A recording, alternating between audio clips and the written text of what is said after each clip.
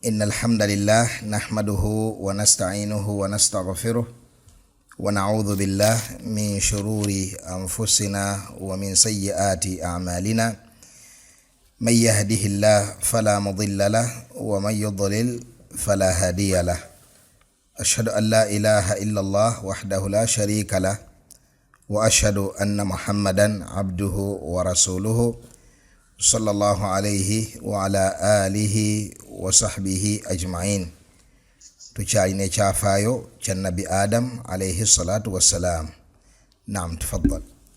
أعوذ بالله من الشيطان الرجيم. قال رب بما أغويتني لأزينن لهم في الأرض ولأغوينهم أجمعين إلا عبادك منهم المخلصين. قال هذا صراط علي مستقيم. إن عبادي ليس لك عليهم سلطان إلا من اتبعك من الغاوين وإن جهنم لموعدهم أجمعين لها 7 أبواب لكل باب منهم جزء مقسوم.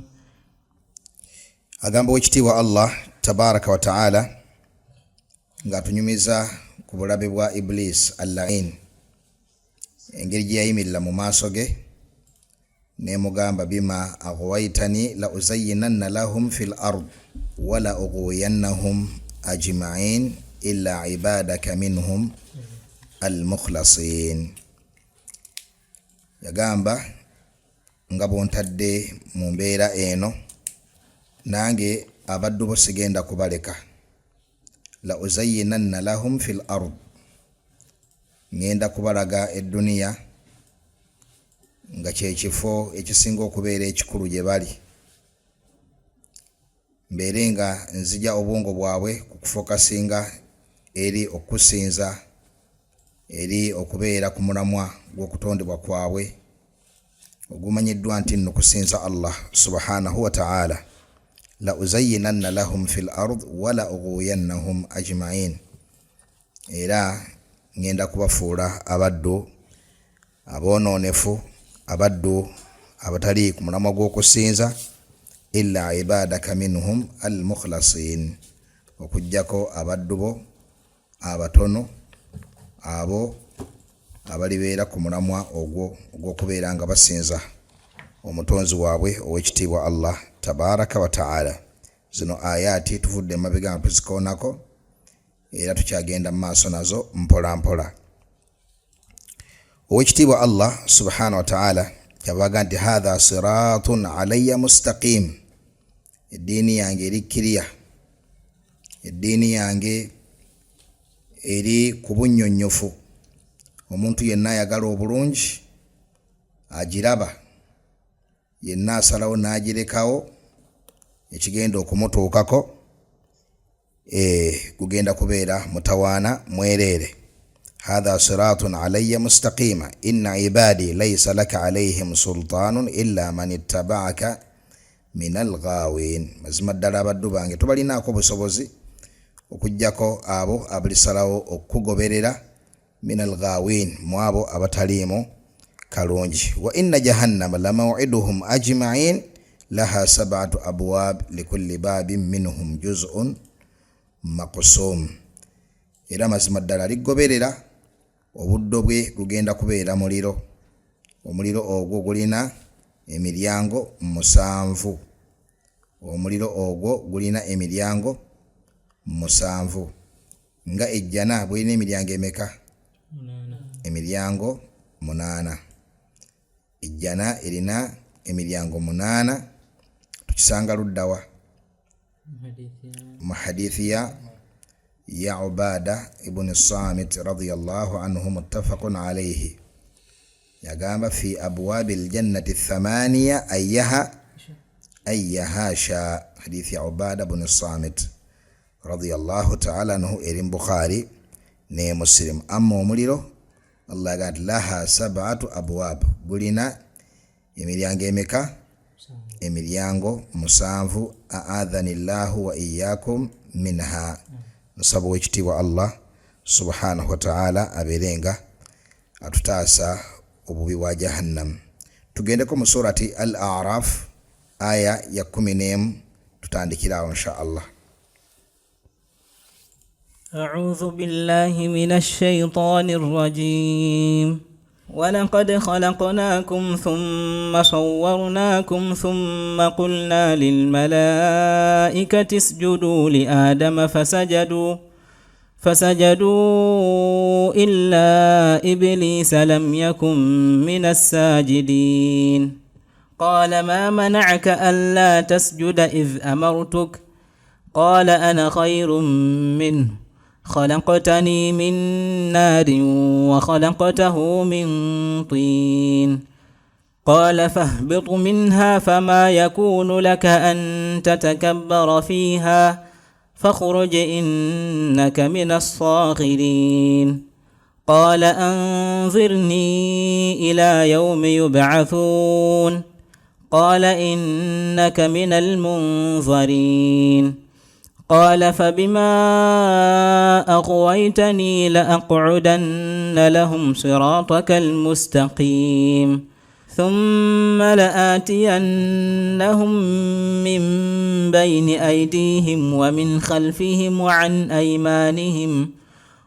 أيمانهم وعن شمائلهم ولا تجد أكثرهم شاكرين قال اخرج منها مذءوما مدحورا لمن تبعك منهم لأملأن جهنم منكم أجمعين.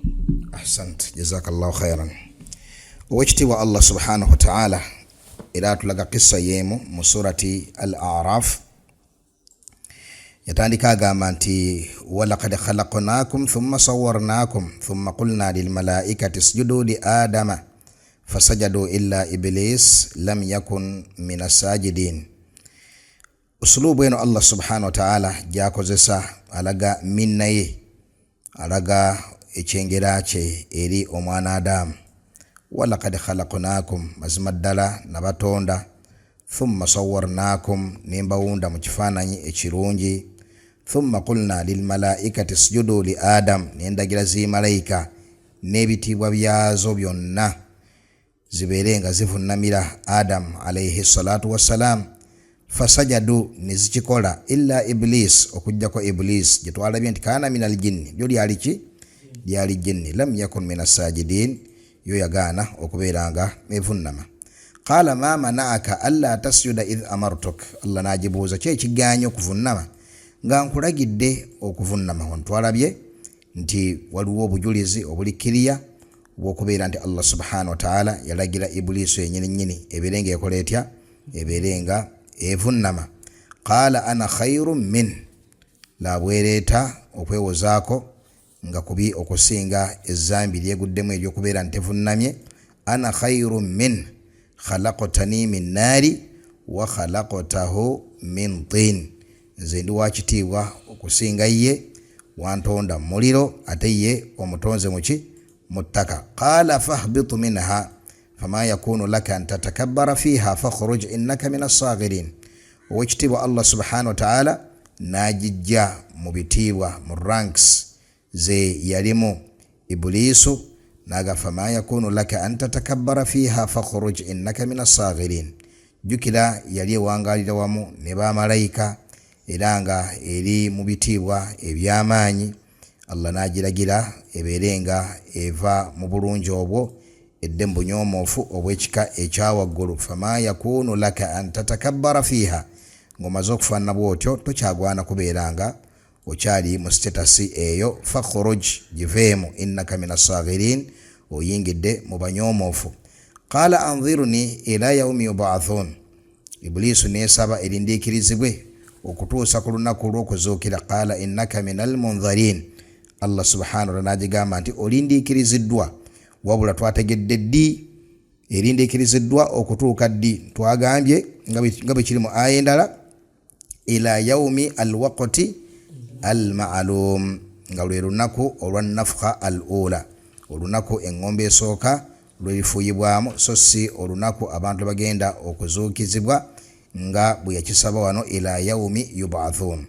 Qala fabima aghwaytani, kyava egamba nti nga bw'osazeewo okunteeka mu mbeera bweti, la aqudanna lahum sirataka almustaqim, nange nno ngenda kubabeera bize, ngenda kubatuulira mu buli kkubo eggolokofu, mbeere nga nditeekamu omuziziko ogubatuusa eri obuluŋŋamu, ogubatuusa gy'oli, wa hakadha.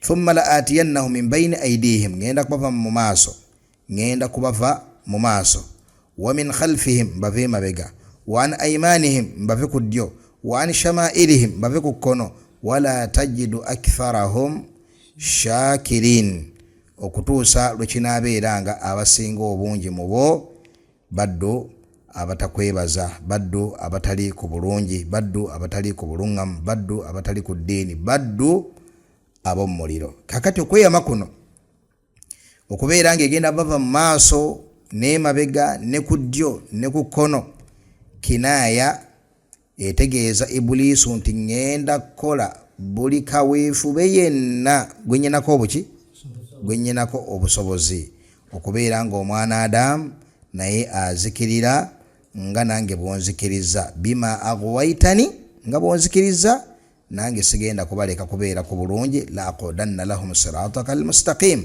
thumma la atiyannahum min bayni aydihim wa min khalfihim wa an aymanihim wa an shamailihim wala tajidu aktharahum shakirin. Allah agamba atya, qala khuruj minha madhuman madhura. Allah subhanahu wa ta'ala kyava agiragamba khuruj minha madhuman madhura, ebyo byonna byoyogera tebiina makulu, fuluma mu kifo ekyo kyobaddemu. Madhuma yani muayyara, madhura saghiran, fulumamu mu bunyoomufu bw'ekika ekyawaggulu. Ebyo byonna bye weeyama, laman tabi'aka minhum, mazima ddala oyo aligoberera mu bo, la amla anna jahannama minkum ajma'in, igwe nabo abaligoberera mazima ddala ngenda kubeera nga mbajjuza mu muliro jahannam. Saba Allah subhanahu wa ta'ala abeere nga agututaasa. Wa ya Adam, Allah n'alagira Adam alayhi salatu wassalam nagati uskun anta wa zawjuka aljanna, wange gwe Adam ne mukyalawo yani ye Hawa, beera nga owangalira mu jjana eno. Fakula min haythu shi'tuma, fakula min haythu shi'tuma, mulye kyonna kye mwagadde, naye kyava amuteekako akwakkulizo, wala taqaraba hadhihi shajara fatakuna min adh-dhalimin, tekakutanda n'osemberera omuti ogwo, fatakuna min adh-dhalimin, bw'onaagusemberera gwe ne mukyalawo mugenda kubeera mu abo abeeryazaamaanyiza. Ki ekyaddirira? Kwali kuwasiwasibwa shaitaan, naawunzika nga agudde mu zambi eryo, nga bwe tugenda okukiraba mu kifo kyakyo biidhnillahi tabaraka wa ta'ala. Naam. Yad'una min dunihi illa inatha wa yad'una illa shaytanan maridan la'anahu Allah. أعوذ بالله من الشيطان الرجيم. إن يدعون من دونه إلا إناثا وإن يدعون إلا شيطانا مريدا لعنه الله وقال لأتخذن من عبادك نصيبا مفروضا ولأضلنهم ولأمنينهم ولآمرنهم فليبتكن آذان الأنعام ولآمرنهم فليغيرن خلق الله ومن يتخذ الشيطان وليا من دون الله فقد خسر خسرانا مبينا يعدهم ويمنيهم وما يعدهم الشيطان إلا غرورا أولئك مأواهم جهنم ولا يجدون عنها محيصا. Owekitiibwa Allah wano mu surati Nisa okutandika ne aya ya 10:16 yagamba wekitiibwa Allah inna allaha la yaghfiru an yushraka bih wa yaghfiru ma duna dhalika liman yasha wa man yushrik billah faqad dhalla dhalalan ba'ida. Mazima ddala wekitiibwa Allah subhanahu wa ta'ala tasonyiwa kumugattako. Eno aya erimu obujulizi bwa ekigambo kya Sheikhul Islam Ibn Taymiyyah rahimahullah ekigamba nti owekitiibwa Allah tasonyiwa shiriki ne bwabeera shiriki munene ne bwabeera shiriki mutono, ne bwabeera shiriki munene ne bwabeera shiriki mutono. Inna allaha la yaghfiru an yushraka bi wajhiya istidlali luddawa an eno masdariya bwejja ewali fi'il eri mudari' ekola ki yuawwal bi masdar. Inna allaha la yaghfiru an yushraka bi yani inna allaha la yaghfiru ishrakan bihi, Allah tasonyiwa kumugattako. Kitegereka, Allah tasonyiwa kumugattako. Nebeeranga eyo nakira, ishraka efuuse nakira, والنكرة في سياق ماذا؟ نعم، والنكرة في سياق النفي تفيد ماذا؟ العموم. وجه استدلال تجركس. أيوه. كاكتي قول يا شيخ الإسلام ابن تيمية رحمه الله. والراجح تجمع جمهور انتي شركي ومتنو أسقال تحت المشيئة nga كبائر الذنوب. شركي ومتنو أسقال وانسي مشيئة يا الله تبارك وتعالى إن شاء عذب فاعل ذلك وإن شاء غفر له. كبانغا باتفاق العلماء سبو كافير شركي ومتنو teobera bukafiri wabula lyezambi erisinga amazambi gonna obuki obunene. Amazambi gonna agatafulumya muntu mu Busiraamu, ezambi erisinga okubeera eddene ye shiriki omuki omutono. Okukikusembereza okitegeere bulungi. Omuntu singa atta abantu 10 naam nga abasazeko obusazi mitwe nga bwosala embuzi, ekyo kifaanana kitya ku mizaani y'amazambi eri obwongo bw'omuntu aba akoze ekikolobero ky'amaanyi? Si bwe kiri? Naye singa omuntu agamba nti ndayira nnyabo nabukeera, ekyo kyabeera akoze ku mizaani y'Obusiraamu kinene okusinga okutta abantu bali 10, kubanga eyo shiriki ntono. Naam, nga bwe yagamba alayhi salatu wassalam, man halafa bighayri llah faqad ashrak, omuntu yenna alayira ekitali Allah aba akoze shiriki. Naam, shiriki nki? Shiriki ntono naye shiriki, eyo shiriki. Idhan ekyo kinene okusinga okutta abantu 10, okutegeera obunene bw'ekigambo kiyitibwa shiriki. Kati owekitiibwa Allah tabaraka wa ta'ala yava waggulu ono ng'agamba inna allaha, mazima ddala owekitiibwa Allah, la yaghfiru an yushraka bi, Allah tasonyiwa kumugattako, so nga yaghfiru ma duna dhalika liman yasha. Bwe yagamba nti wa yaghfiru ma duna dhalika liman yasha, so nga ate Allah subhanahu wa ta'ala asonyiwa ezambi lyonna eritatuuka shiriki bw'aba akoze eki? Bw'aba ayagadde. Omuntu ayinza okubuuza mpozi nga tuyimidde wano katono nti jumuhur ejjawa okubeera nga eraba nti nedda shiriki ono asigala li tahta al-mashi'a, shiriki omutono asigala li tahta ki? Tahta al-mashi'a. Ejja kubeera nti nno Qur'ani yonna itlaaqi ya shiriki mu Qur'ani wonna wogisiŋŋaana ebeera esonze ku shiriki omuki? Eba esonze ku shiriki omunene. Itlaaqi ya shiriki mu Qur'ani wonna wogisiŋŋaana eba esonze ku shiriki omuki? Eba esonze ku shiriki omunene. Awo nno waliwo okugazi okusinga awo. Kati wekitiibwa Allah subhanahu wa ta'ala agamba nti inna allaha la yaghfiru an yushraka bi wa yaghfiru ma duna dhalika liman yasha wa man yushrik billah. mazima ddala oyo yenna agattako Allah subhanahu wa ta'ala faqad dhalla dalalan ba'ida, mu mazima aba abuze olubula olwaki olwewala ennyo. Tabeera ku dalaali yakumpimpi wano, wabula dalal eyenzikiriza ye dalal eri ba'id, kubanga lwo dalal mu ibada nam waliwo okubula okw'omu kusinza ng'abazuuzi mu ddiini b'osiŋŋaana nga bateekawo ibadaati Allah z'ataabalagira. Eyo dalal oba obuze, ne bubuze buli muki buli mu ibada, naye obubuze obw'enzikiriza obwe bubuze obwewala ennyo, obuze obusinga okubeera obw'omutawaana mu ddiini yaffe eyaki mu ddiini yaffe ey'Obusiraamu. Kitegerekka bulungi. N'olwekyo Allah bw'amala tulaga nti abantu bano bali mbubuze obw'amaanyi, kyava atugamba nti iyad'una min dunihi illa inatha. Naam, iyad'una min dunihi illa inatha. Kyokka bakitawe obasanga nga ne bye basinza bikyala. Ategeeza ki?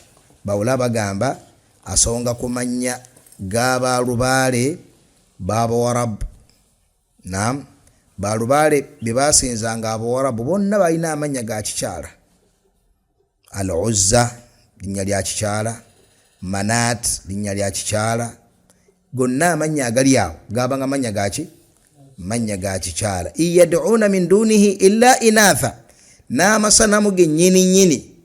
Naam, ng'oggyeko okubeera nti nno bifunfugu bitaka bye beekolera, bo bennyini baatuuma amasanamu ago mannya ga kiki ga kikyala. Wa iyad'una illa shaytanan marida la'anahu Allah wa qala la attakhidhanna min ibadika nasiban mafruḍa. Era abantu bano wadde balowooza nti basinza bintu ebyo, haqiiqa ekyannama ddala kiri nti basinza shaytaan. Abantu bano bali mu kusinza shaytaan. Naam, omuntu yenna asinza ekintu ekitali Allah subhanahu wa ta'ala fil haqiiqa aba ali mu kusinza shaytaan. Kino Allah kyatusongerako mu aya eno. Oba jjinja gwe lyosinza oli mu kuweereza shaytaan era gy'oli mu kusinza. Naam, oba muti gw'osinza oli mu kusinza shaytaan, oba njuba gy'osinza oli mu kusinza shaytaan. Ekintu kyonna ky'osinza ekitali Allah subhanahu wa ta'ala oba oli mu kusinza shaytaan.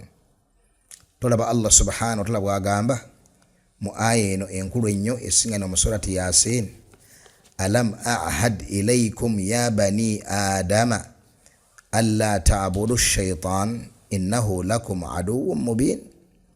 Abange mmwe abaana Adamu saabagamba temusinza sitaani.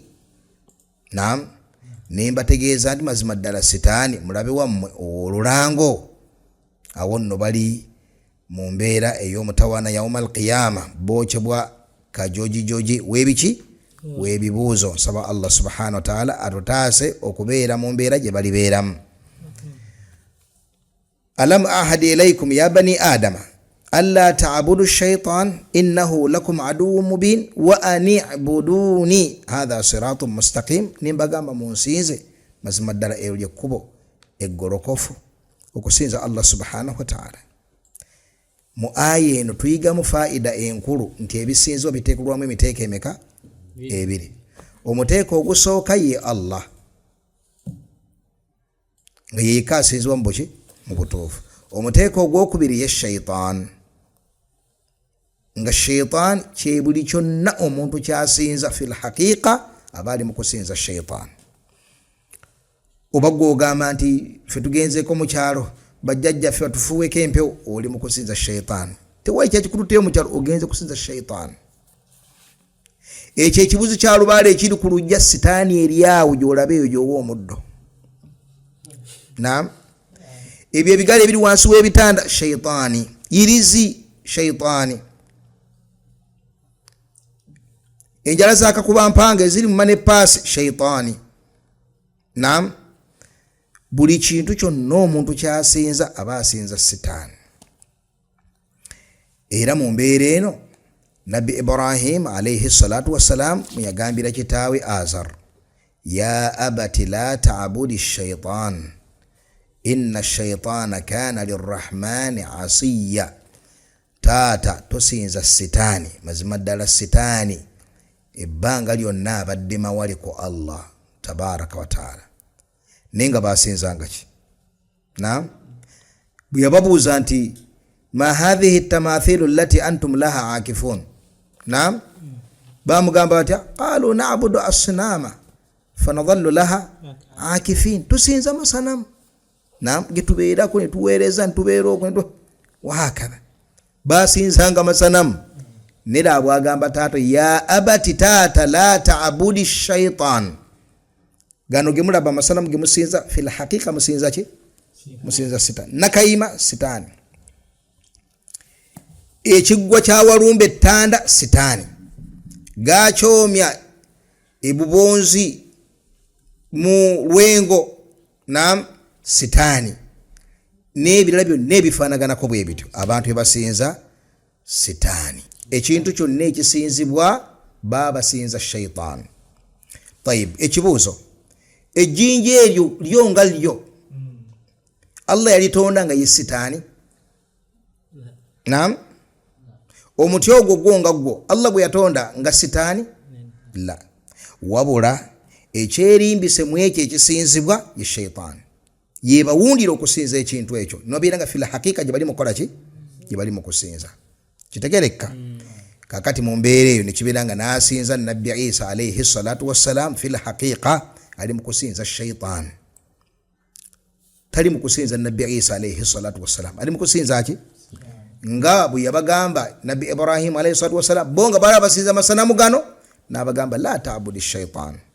Temusinza ki? Taata tosinza ki? Tosinza sitaani eyo. Tosinza sitaani ezo. Va kusinza sitaani, sinza Allah subhanahu wa ta'ala. Kitegereka? Tayib. Wa iyad'una illa shaytanan marida la'anahu Allah. Basinza sitaani marida, taridan, mal'unan. Basinza sitaani la'anahu Allah. Allah gye yagoba mu kusaasira kwe. Sitaani eyo gye basinza, gye bawadde omukwano, Allah n'atusongera ku yo. Naam, fubitizi kiri ebalinako abo abagiweereza. Waqaala shaitaani yo yagamba Allah la attakhidhanna min ibadika nasiban mafruuda. Naam, ngenda kufuna ettundutundu ddene mu baddu bo. Wala udillannahum, ngenda kubabuza. Muteke ebirowoozo wano we tugenda. Naam, wala udillannahum, ngenda kubabuza babiri baddulal, abatali ku bulungamu, abatali ku kufaayo ku mulamwa ogw'abatondesa.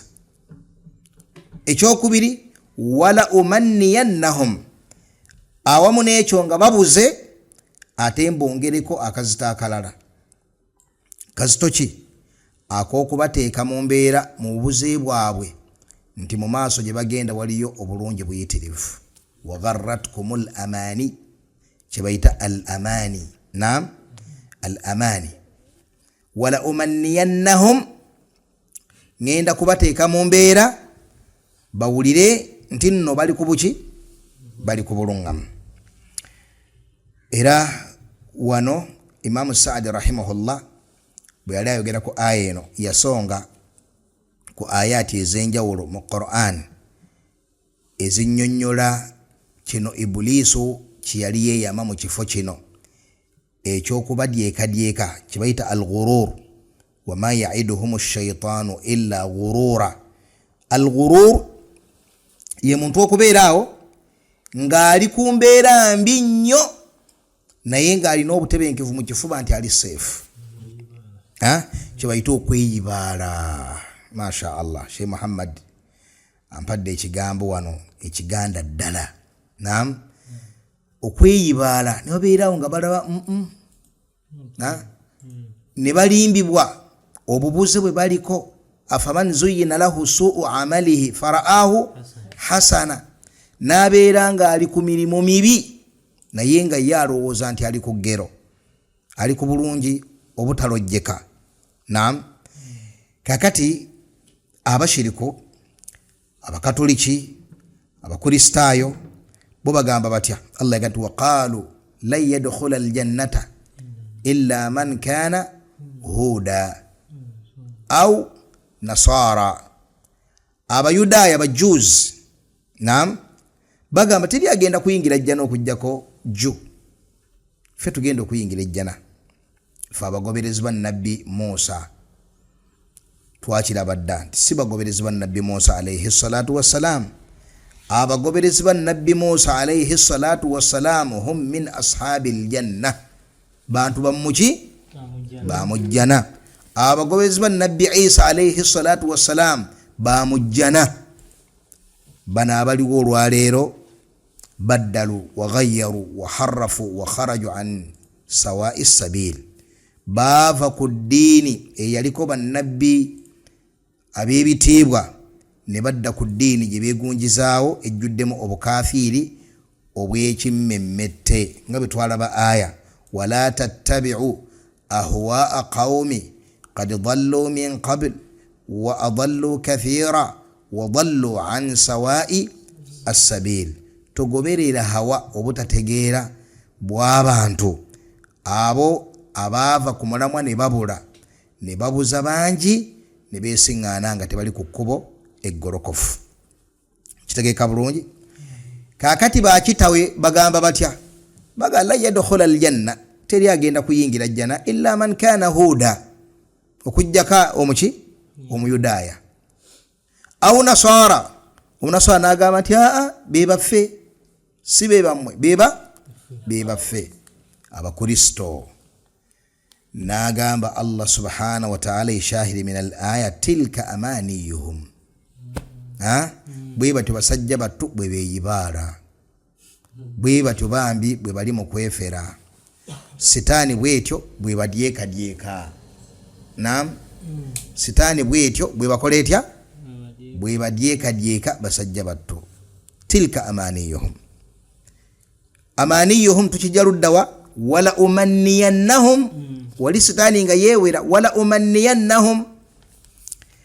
Era mu ngeri y'emu ow'ekitiibwa Allah subhanahu wa ta'ala yagamba nti qul hal nunabbi'ukum bil akhsarina a'mala. Abange mwagala okumanya baani abo abakola nga batawanira bwereere, alladhina dhalla sa'yuhum fil hayati dunya, abo abalina kaweefube, abo abalina kaweefube amazima nga tateeba eri kuwona. Naam, wa hum yahsabuna annahum yuhsinuna sun'a, yashahid min al-aya wa hum yahsabuna annahum yuhsinuna sun'a. So nga basajja to balowooza nti bakola ggero, balowooza nti bali ku bulungi obuyitirivu, balowooza nti baviira mu nsi bagenda kwambalagana obulamu obulungi. Ulaika alladhina kafaru bi ayati rabbihim wa liqa'ihi fahabitat a'maluhum. Be babawangalira ku nzikiriza nga haqiqatan bw'ogiteeka ku mizaani y'obulungamu, kafaru bi ayati rabbihim, bakaafuwalira amateeka g'ekitiibwa Allah subhanahu wa ta'ala, wa liqa'ihi, ne bakaafuwalira n'okumusinkana. Fahabitat a'maluhum, nekibiina byonna bye bakola Allah asazaamu biki? Bisaze. Gy'emirimu gya Haji Kiwojjolo omusamize omwatiikirivu. Naam, omusamize omwatiikirivu gw'osiŋŋaana nga yeetaladde eno addeena ayina ebirowoozo ebizimba ku muzikiti. Owulidde bulungi? Ebirowoozo ebizimba ku muzikiti, twagala kino, naye nga bwe kituuka ku shiriki okukwawulayawula mu bantu. Ateesa nnyo, twetaaga tugule wano tugaziwewo, masidi yaffe egaziye eberinga egaziwa, twetaaga okataapu kakati emisaala gikaddiye. Juma bwe gwe yakwata akabokisi n'akayisayisa mu basaazi okusulamu ebinusu. Naam, oba akakofiira n'akayisayisa mu basaazi okusulamu ebiki ebinusu. Ayinza okubanga eyo waliyo ekijjulo ng'abasaazi onovaali bayita luddawa, bayitawe buli lwajjuma kimanyiddwa. Naye nga yennyini kiteesa ekigamba tetwagala baseeka wano basomesa ku siriki, ayawulayawula mu bantu. Naam, kati musajja tu hum yasabuna annahum yusinuna sun'a, bambi alowooza nti byeetaatala wano mu muzikiti ggero wenviira mu nsi ne qadhi amanyi ne omukulu etwala amanyi ne mufti ayinza n'okujja n'aziika kituufu nga bayinza n'okujja ne bakola batya ne bamuziika naye nga ruumu erimu etaggulwa erimu ebyawongo yamufulumya dda mu bannyini bulungi fahabitat amaluhum nekibeera byonna byebakola Allah asazamu biki bisaze era wano wewajja ne aya egamba abasajja abannanfuusi nga bali ku sirat nam alam nakum ma'akum abange tetwali wamu nammwe abakiza bagambye muddeyo munoonye ekitangaala kyammwe nam alam nakum ma'akum tetwali wamu nammwe qalu bala kituufu twali fenna walakinnakum fatantum anfusakum watarabbastum wartabtum wagharratkum al-amani hatta jaa amrullah wagharrakum billahi al-gharur nam mwefera nemwenaanika ennyota zemutalina mukimanyi munda muli bakafiri ate nomwetala mirimu gy'abasiraamu nga mulowooza mugenda kujja kiyama mufaane n'abakkiriza abakkiriza kungulu ne muki ne munda wafaqa Allahu al-jamii' lima yuhibbuhu wa yarda walhamdulillahi rabbil alamin.